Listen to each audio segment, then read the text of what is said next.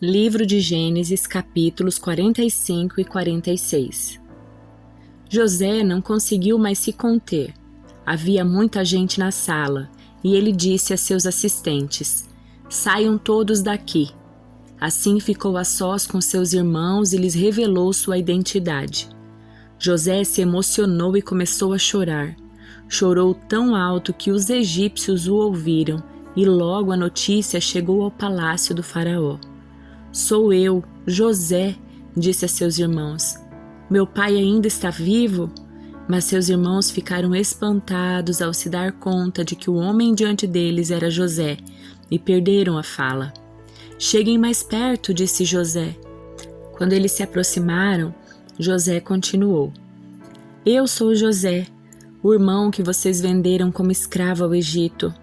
Agora não fiquem aflitos ou furiosos uns com os outros por terem me vendido para cá. Foi Deus quem me enviou adiante de vocês para lhe preservar a vida. A fome que assola a terra há 2 anos continuará por mais 5 anos, e não haverá plantio nem colheita. Deus me enviou adiante para salvar a vida de vocês e de suas famílias, e para salvar muitas vidas. Portanto, foi Deus quem me mandou para cá, e não vocês. E foi ele quem me fez conselheiro do faraó, administrador de todo o seu palácio e governador de todo o Egito. Agora voltem depressa a meu pai e digam-lhe: assim diz seu filho José: Deus me fez senhor de toda a terra do Egito. Venham para cá sem demora. O Senhor poderá viver na região de Gósen, onde estará perto de mim com todos os seus filhos e netos, rebanhos e gado, e todos os seus bens. Ali eu cuidarei do Senhor, pois ainda haverá 5 anos de escassez. Do contrário, o Senhor e toda a sua família perderão tudo o que têm." José acrescentou: "Vejam, vocês podem comprovar com seus próprios olhos, e também meu irmão Benjamim, que sou eu mesmo, José, que falo com vocês. Contem a meu pai a posição de honra que ocupo aqui no Egito. Descrevam para ele tudo o que viram e tragam-no para cá o mais rápido possível." Chorando de alegria, ele abraçou Benjamim, e Benjamim também o abraçou e chorou. Então José beijou cada um dos seus irmãos e chorou com eles. Depois os irmãos conversaram à vontade com ele. A notícia não demorou a chegar ao palácio de Faraó. "Os irmãos de José estão aqui." O faraó e seus oficiais se alegraram muito quando souberam disso. Faraó disse a José: "Diga a seus irmãos, coloquem as cargas em seus animais e voltem depressa à terra de Canaã. Tragam seu pai e todas as suas famílias para cá.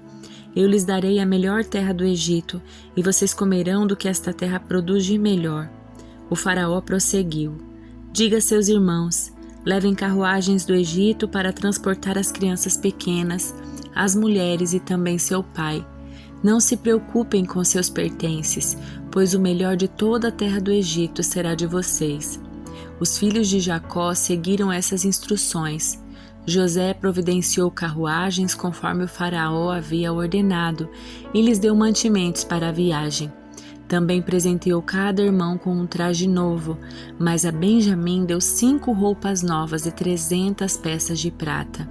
E a seu pai enviou 10 jumentos carregados com os melhores produtos do Egito e 10 jumentas carregadas com cereais, pães e outros mantimentos para a viagem. Depois, José se despediu dos seus irmãos e, enquanto partiam, disse a eles: "Não briguem no caminho por causa do que aconteceu." Eles saíram do Egito e voltaram a seu pai, Jacó, na terra de Canaã. "José ainda está vivo", eles disseram a seu pai. "É o governador de toda a terra do Egito." Jacó ficou atônito com a notícia, não podia acreditar.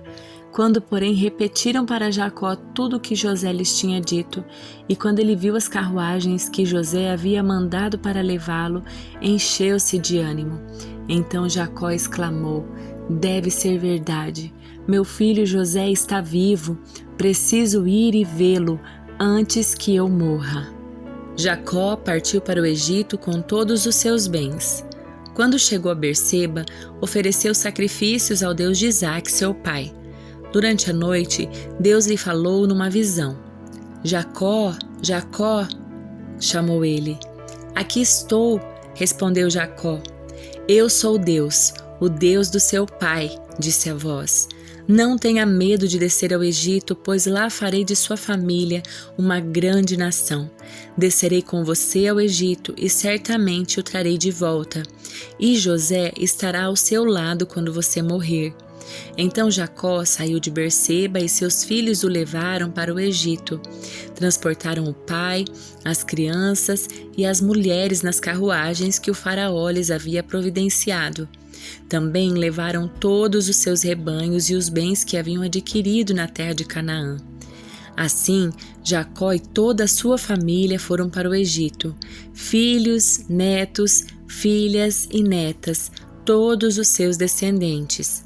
Estes são os nomes dos descendentes de Israel, os filhos de Jacó que foram ao Egito. Ruben foi o filho mais velho de Jacó. Os filhos de Ruben foram Enoque, Palu, Esrom e Carmi. Os filhos de Simeão foram Gemuel, Jamim, Oade, Jaquim, Zoar e Saul. A mãe de Saul era cananita. Os filhos de Levi foram Gerson, Coate e Merari. Os filhos de Judá foram Onã, Selá, Pérez e Zerá, embora e Onã tivessem morrido na terra de Canaã. Os filhos de Pérez foram Esrom e Amu. Os filhos de Issacar foram Tolá, Puá, Jazube e Simrom. Os filhos de Zebulão foram Sered, Elon e Jaleel. Esses foram os filhos de Lia e Jacó, nascidos em Padã-Arã, além de sua filha Diná. Por meio de Lia, Jacó teve 33 descendentes, tanto homens quanto mulheres. Os filhos de Gade foram Zefon, Age, Suni, Esbom, Eri, Arode e Areli. Os filhos de Aser foram Imná, Isvá, Isvi e Berias. A irmã deles se chamava Será. Os filhos de Berias foram Eber e Malquiel. Esses foram os filhos de Zilpa, serva dada a Lia por Labão, seu pai. Por meio de Zilpa, Jacó teve 16 descendentes. Os filhos de Raquel, mulher de Jacó, foram José e Benjamim. Os filhos de José, nascidos no Egito, foram Manassés e Efraim. Sua mãe foi Azenate, filha de Potífera, sacerdote de On. Os filhos de Benjamim foram Belá, Bequer, Asbel, Gerá, Naamã, Ei, Ros, Mupim, Upim e Arde. Esses foram os filhos de Raquel e Jacó. Por meio de Raquel, Jacó teve 14 descendentes. O filho de Dan foi Uzim. Os filhos de Naftali foram Jezreel, Guni, Jezer e Silém. Esses foram os filhos de Bila, serva dada a Raquel por Labão, seu pai. Por meio de Bila, Jacó teve 7 descendentes. No total, 66 descendentes diretos de Jacó foram com ele para o Egito, sem contar as esposas de seus filhos. Além deles, José teve 2 filhos que nasceram no Egito, totalizando 70 membros da família de Jacó no Egito. Quando estavam quase chegando, Jacó enviou Judá adiante para encontrar-se com José e pedir-lhe informações sobre o caminho para Gósen. José mandou preparar sua carruagem e partiu para Gósen, a fim de encontrar-se com seu pai Jacó. Quando José chegou, abraçou fortemente seu pai e, sem soltá-lo, chorou por longo tempo. Por fim, Jacó disse a José: "Agora estou pronto para morrer, pois vi seu rosto novamente e sei que você está vivo." José disse a seus irmãos e a toda a família do seu pai: "Irei ao faraó e lhe direi: meus irmãos e toda a família do meu pai chegaram da terra de Canaã. Trouxeram consigo seus rebanhos, seu gado e todos os seus bens." Disse também: "Quando o faraó mandar chamá-los e perguntar-lhes em que vocês trabalham, digam o seguinte: durante toda a vida, nós, seus servos, criamos rebanhos e gado, como sempre fizeram nossos antepassados. Quando lhes disserem isso, ele permitirá que vivam aqui na região de Gósen, pois os egípcios desprezam os pastores." Salmos de número 12. Ao regente do coral, Salmo de Davi para ser acompanhado com instrumentos de 8 cordas. Socorro, Senhor, pois os fiéis estão desaparecendo depressa. Os que te temem sumiram da terra. Todos mentem uns aos outros, falam com lábios bajuladores e coração fingido. Que o Senhor corte os lábios bajuladores e calhe a língua arrogante. Eles dizem: mentiremos quanto quisermos. Os lábios são nossos, quem nos impedirá? O Senhor responde: vi a violência cometida contra os indefesos e ouvi o gemido dos pobres. Agora me levantarei para salvá-los, como eles tanto desejam. As promessas do Senhor são puras como a prata, refinada no forno, purificada 7 vezes. Portanto, Senhor, sabemos que protegerás os oprimidos e para sempre os guiarás dessa geração mentirosa, ainda que os perversos andem confiantes e a maldade seja elogiada em toda a terra. Evangelho de Mateus, capítulo 23. Então Jesus disse às multidões e a seus discípulos: os mestres da lei e os fariseus ocupam o lugar de intérpretes oficiais da lei de Moisés. Portanto, pratiquem tudo o que eles dizem e obedeçam-lhes, mas não sigam seu exemplo, pois eles não fazem o que ensinam. Oprimem as pessoas com exigências insuportáveis e não movem um dedo sequer para aliviar seus fardos. Tudo o que fazem é para se exibir. Usam nos braços filactérios mais largos que de costume e vestem mantos com franjas mais longas. Gostam de sentar-se à cabeceira da mesa nos banquetes e de ocupar os lugares de honra nas sinagogas. Gostam de receber saudações respeitosas enquanto andam pelas praças e de ser chamados de rabi. Não deixem que pessoa alguma os chame de rabi, pois vocês têm somente um mestre e todos vocês são irmãos. Não se dirijam a pessoa alguma aqui na terra como pai, pois somente Deus no céu é seu pai. Não deixem que pessoa alguma o chame de mestre, pois vocês têm somente um mestre, o Cristo. O mais importante entre vocês deve ser servo dos outros, pois os que se exaltam serão humilhados, e o que se humilha será exaltado. Que aflição os espera, mestres da lei e fariseus, hipócritas! Fecham a porta do reino dos céus para a cara das pessoas. Vocês mesmos não entram e impedem que os outros entrem. Que aflição os espera, mestres da lei e fariseus, hipócritas! Tomam posse dos bens das viúvas de maneira desonesta. Depois, para dar a impressão de piedade, fazem longas orações em público. Por causa disso, serão duramente castigados. Que aflição os espera, mestres da lei e fariseus, hipócritas!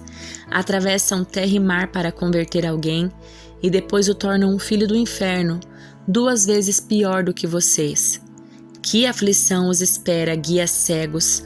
Vocês dizem não haver importância se alguém jura pelo templo de Deus, mas se jurar pelo ouro do templo, será obrigado a cumprir o juramento. Tolos cegos! O que é mais importante? O ouro ou o templo que torna o ouro sagrado? Dizem também não haver importância se alguém jura pelo altar, mas se jurar pelas ofertas sobre o altar, será obrigado a cumprir o juramento. Cegos! O que é mais importante? A oferta sobre o altar ou o altar, que torna a oferta sagrada? Quando juram pelo altar, juram por ele e por tudo que está sobre ele. Quando juram pelo templo, juram por ele e por Deus que nele habita. Quando juram pelo céu, juram pelo trono de Deus e por Deus que se assenta no trono. Que aflição os espera, mestres da lei e fariseus, hipócritas! Tenham cuidado de dar o dízimo da hortelã, do endro, do cominho, mas negligenciam os aspectos mais importantes da lei: justiça, misericórdia e fé. Sim, vocês deviam fazer essas coisas, mas sem descuidar das mais importantes. Guias cegos, coam a água para não engolir um mosquito, mas engolem um camelo. Que aflição os espera, mestres da lei e fariseus hipócritas! Tenham cuidado de limpar a parte exterior do corpo e do prato, enquanto o interior está imundo, cheio de ganância e falta de domínio próprio. Fariseus cegos, lavem primeiro o interior do corpo e do prato, e o exterior também ficará limpo. Que aflição os espera, mestres da lei e fariseus hipócritas! são como túmulos pintados de branco, bonitos por fora, mas cheios de ossos e de toda espécie de impureza por dentro. Por fora parecem justos, mas por dentro seu coração está cheio de hipocrisia e maldade. Que aflição os espera, mestres da lei, fariseus hipócritas!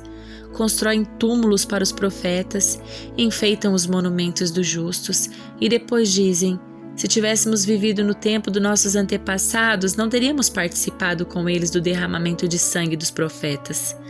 Ao dizer isso, porém, testemunham contra si mesmos de que, de fato, são descendentes dos que assassinam os profetas.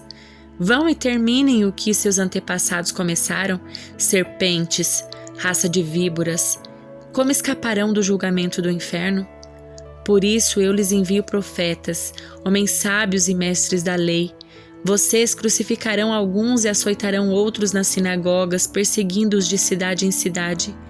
Como resultado, serão responsabilizados pelo assassinato de todos os justos de todos os tempos, desde o assassinato do justo Abel até o de Zacarias, filho de Baraquias, que vocês mataram no templo entre o santuário e o altar.